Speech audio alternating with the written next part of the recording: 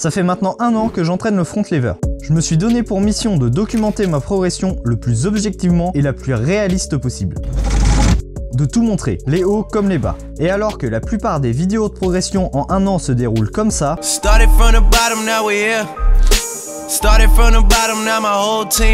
moi,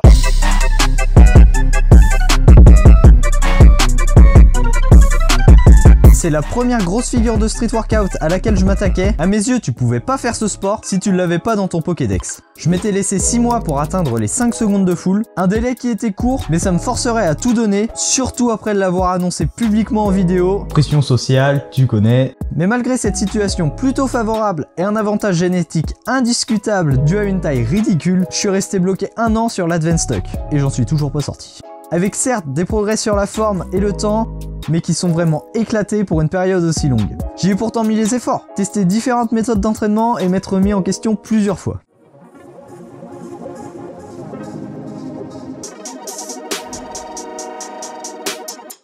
Les premiers mois partaient pas trop mal. Même si la forme était loin d'être optimale, j'augmentais mon temps de hold à chaque séance et j'avais une progression plutôt linéaire. Et je la trouvais pas spécialement plus lente que ce que je voyais chez les autres. J'en reparlerai dans la vidéo, mais c'est quelque chose qui m'a pas mal impacté la comparaison aux autres. Tout en suivant assidûment mes entraînements, j'essayais de choper le maximum d'infos sur le front, en regardant des tutos et en demandant directement en DM des conseils à des gens qui l'avaient. Mais j'ai vite fait une overdose, et la conséquence, c'est que je changeais d'exo quasiment toutes les 1 ou 2 semaines, et c'est vraiment pas le mieux à faire. Ne serait-ce que pour pouvoir quantifier tes progrès et être sûr d'avancer dans la bonne direction. Je conseille pas non plus de forcer sur le même programme qui te convient pas, qui serait l'extrême opposé et qui est pas beaucoup plus intelligent. À mon avis, il faut avoir le juste milieu entre trouver les exos qui te conviennent, mais quand même forcer et attendre d'avoir un feedback positif ou négatif pour pouvoir agir en conséquence et optimiser tes entraînements. En tout cas, c'est pas ce que j'ai fait au début et ça m'a pas permis d'avancer aussi vite que je le voulais. D'autant plus que j'étais toujours dans une course contre la montre pour pouvoir respecter la deadline et que je voyais le temps filer. Donc dès le 3e mois, je me suis renseigné sur une méthode miracle qui soi-disant te permet de débloquer le front en seulement 1 mois. Ce qui me permettrait de respecter le temps imposé et donc d'éviter de passer pour un guignol qui annonce des choses mais qui ne les respecte absolument pas. Le seul souci, c'est que certains prérequis étaient nécessaires et qu'après un rapide test, je me suis rendu compte que je les validais pas du tout.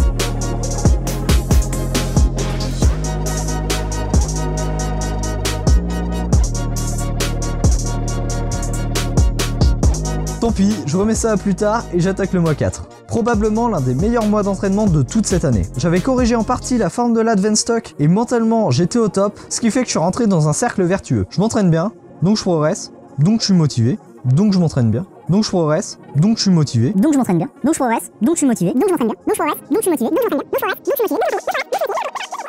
J'avais juste à me maintenir là-dedans et le tour était joué. Sauf que le problème, c'est que je voulais toujours en faire plus, puisque les résultats étaient hyper cool. Donc j'ai accumulé la fatigue, et qui dit fatigue dit souvent blessure. Au tout début du mois 5, je ressens une douleur au grand dorsal. Sur le moment, je me dis que ça passera en quelques jours et que je pourrais vite reprendre les entraînements. Mais au final, j'ai été bloqué 3 semaines, la reprise a été assez dure, j'étais totalement sorti du cercle vertueux et il m'a fallu un peu plus d'1 mois pour retrouver le niveau que j'avais avant.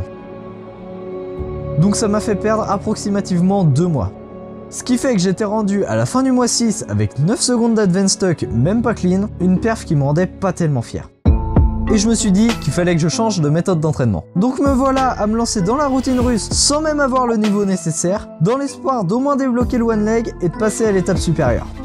Sauf que cette méthode est vraiment hardcore, hyper taxante pour ton corps et donc c'est pas trop conseillé de le faire si t'es pas prêt. Ça consiste à faire 10 séries sur 5 exos en allant jusqu'à ton max à chaque fois, avec que 30 secondes de pause entre les séries sinon c'est pas drôle. Comme j'avais pas le niveau, j'ai dû m'adapter et pour s'adapter dans un type d'entraînement qui focus la quantité, on néglige la qualité. Donc j'étais no rep sur absolument tous les exos sans exception. À cause de ça, j'ai une épaule qui a pris assez cher, vraiment j'étais à 2 doigts de me blesser assez sérieusement et un poignet qui lui non plus a pas fini en bon état et qui m'empêche encore aujourd'hui de me mettre en false grip. Conclusion de ce mois d'entraînement, un corps en mauvais état et un one leg tellement moche qu'a priori certains se sont brûlés à la rétine juste en regardant ces images.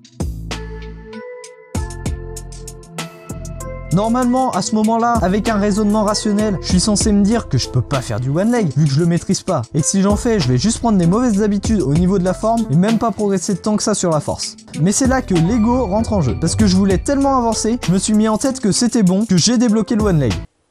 En parallèle, je bosse aussi en full avec un élastique et ça aurait pu être intelligent et complémentaire si je me concentrais sur la forme. Sauf qu'encore une fois, poussé par l'ego, je mettais des résistances trop faibles, donc je me retrouvais dans la même position que le one leg, le bassin trop bas et avec aucune rétraction. Je me suis quand même rendu compte qu'il y avait un problème, donc je me suis dit qu'il fallait que j'arrête le one leg vu que visiblement j'y arrivais pas. Alors je suis passé à l'étape d'après et j'ai fait des straddles.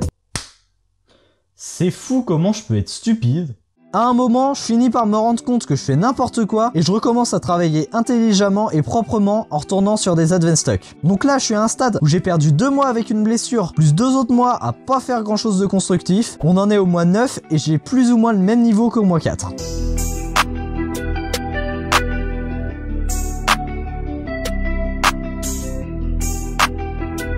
Les 4 derniers mois de l'année se sont beaucoup ressemblés, même exo, même rythme d'entraînement, même lenteur de progrès. Après avoir compris la position à avoir, j'ai commencé à avancer mes jambes de plus en plus jusqu'à plus ou moins atteindre les 45 degrés. La progression est vraiment pas rapide, même en ajoutant du travail de renfort avec des tractions lestées et des combos qui sont censés aider. Donc je finis l'année avec ce niveau, ce qui n'est vraiment pas exceptionnel.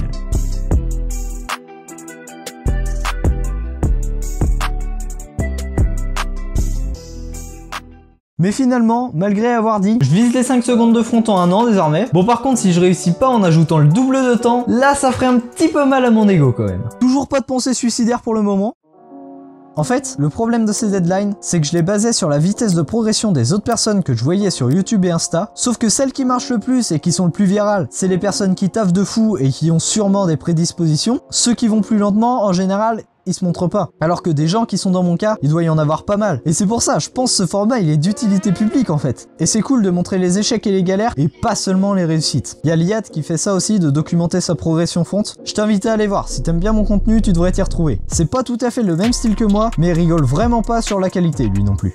Moi en tout cas ça m'a aidé de voir quelqu'un qui galère un peu comme moi, ça rassure. Bon et puis pour revenir sur la comparaison aux autres, je vais pas dire qu'il faut pas le faire du tout parce que ce serait un peu hypocrite, je pense pas qu'on puisse réussir à s'en couper totalement et que c'est même nécessaire pour situer son niveau. C'est totalement normal et en fait ça peut même être une motivation supplémentaire. Mais ça peut aussi vite devenir contre-productif et tu te retrouves à faire n'importe quoi juste par ego, comme ça a été mon cas et comme ça m'arrivera encore sûrement plusieurs fois dans le futur. Pour éviter ça, le mieux à faire, et ça fait un petit peu discours cliché, je te l'accorde, c'est d'apprécier le processus. Genre vraiment si on m'avait dit il y a 1 an que j'aurais ce niveau là, bon j'aurais peut-être réfléchi un petit peu avant de m'y lancer, on va pas se mentir. Mais je l'aurais quand même fait. Parce que finalement, est-ce que je serais plus heureux quand j'aurai mon front? Sûrement sur le moment forcément. Mais après je vais attaquer une autre figure et puis ça va me paraître normal de pouvoir faire des fronts. Genre c'est exactement ce qui s'est passé sur mon back lever. J'étais content sur le moment mais maintenant ça change pas grand chose à ma vie. Surtout que j'ai pas l'objectif de devenir champion du monde de street. Je fais ça parce que je kiffe et pour tous les bienfaits du sport. Mais fondamentalement, pouvoir tenir à l'horizontale sous une barre, je pense pas que ça me soit d'une grande utilité. Tout ça pour dire que j'arrête de me mettre des deadlines, je vais avancer à mon rythme et c'est ok.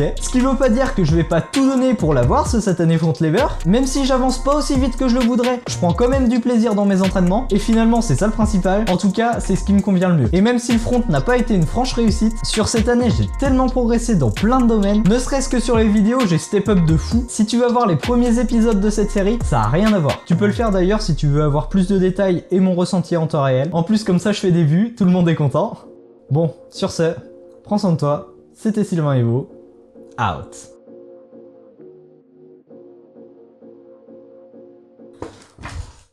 Et là, on prie.